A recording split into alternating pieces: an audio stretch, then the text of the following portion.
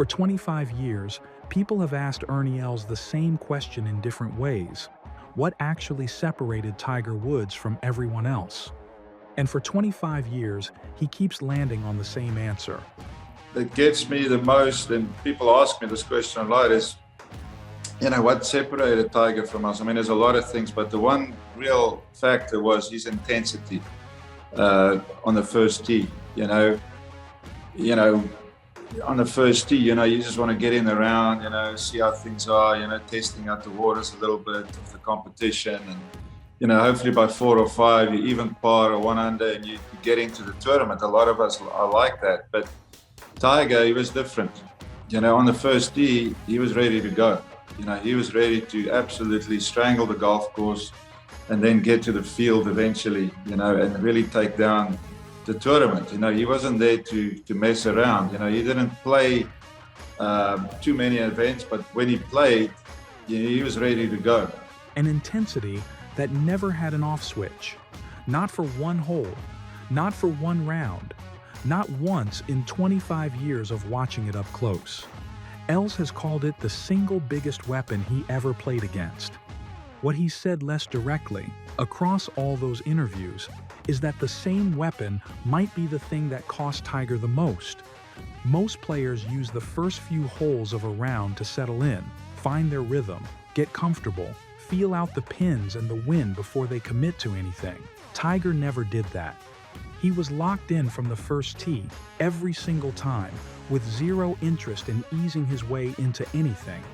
He wasn't there to feel out the course. He was there to take it apart, starting on hole 1. That part gets remembered. What doesn't get talked about as much is something else Els has said about Tiger. Something that sounds like a compliment at first, until you actually sit with it. Anything away from my fellow competitors, but this guy was just a freaking machine. And he still is. When he plays, he's there to win. You can see him today even, he's, with injuries, he's the half the man he was, but he's out there. He's going to find a way to try and beat you and the golf course. So what a guy, and what a time to play with him. A freaking machine, Els called him. Someone who finds a way to win even when hurt. That line gets quoted a lot. What it actually took to keep it true, year after year, injury after injury, gets talked about a lot less. Els said a version of it in 2000, watching Tiger dominate Pebble Beach. He said another version of it more than 20 years later on a podcast, still just as certain. That kind of consistency comes from watching the same thing happen over and over for years.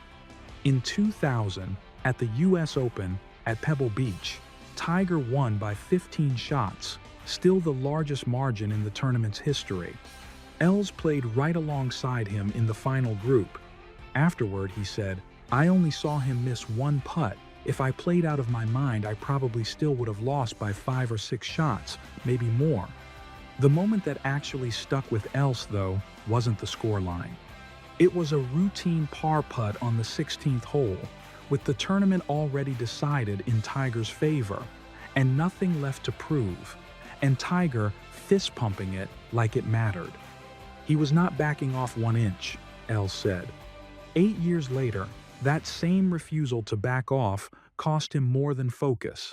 At the 2008 US Open, Tiger won a 19-hole Monday playoff over Rocco Mediate on a torn ACL and a double stress fracture in his shin, weeks after knee surgery. By any reasonable medical standard, he was not supposed to be walking the course, let alone winning it.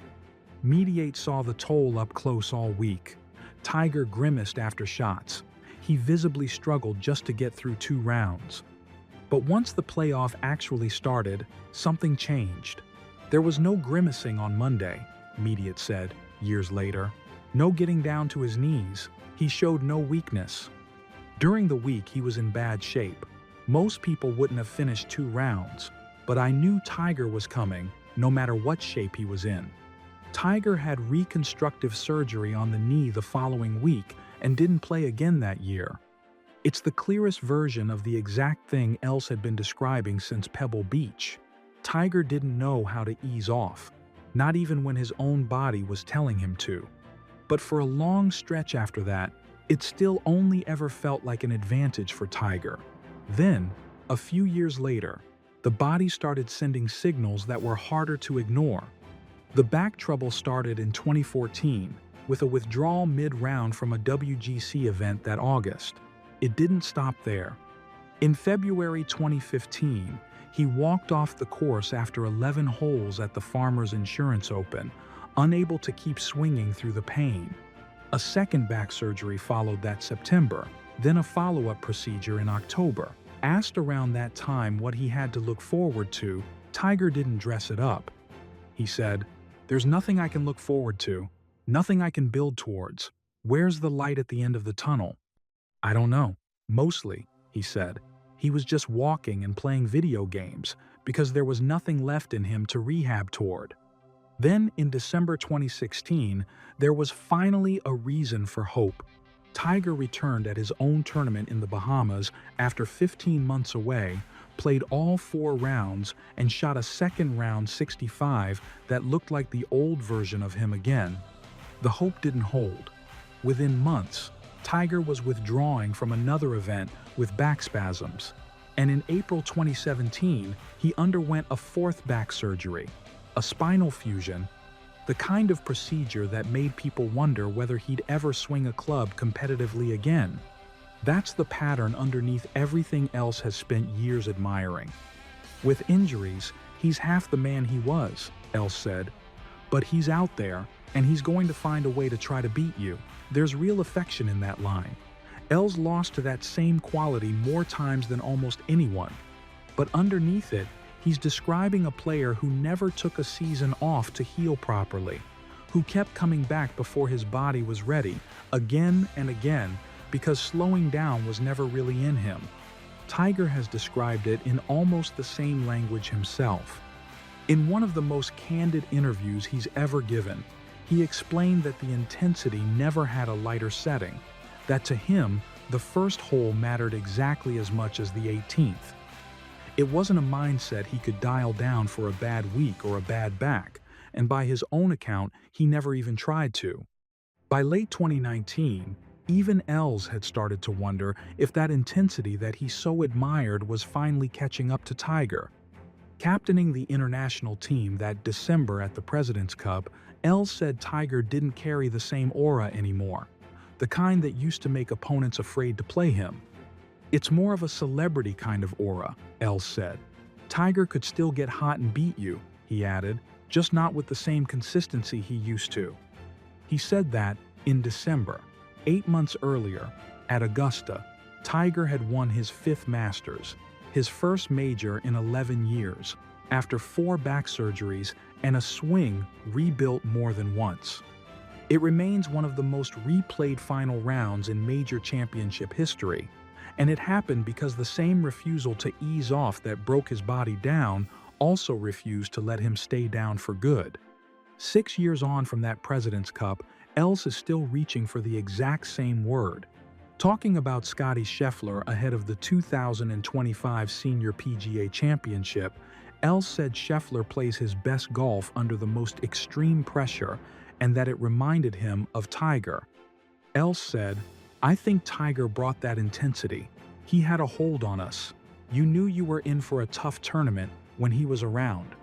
25 years after Pebble Beach, intensity is still the only word Els reaches for to describe Tiger. He's never really needed a second one. What he has been describing, in the exact same breath for 2.5 decades, is a single trait that did 2 things at once. It made Tiger the hardest man in golf to beat, and it made him the hardest man in golf to slow down, even when slowing down was the only thing that could have protected the thing that made him great in the first place. Els watched both sides of it up close longer than almost anyone alive. As far as he's ever seen, Tiger never once found a way to separate them.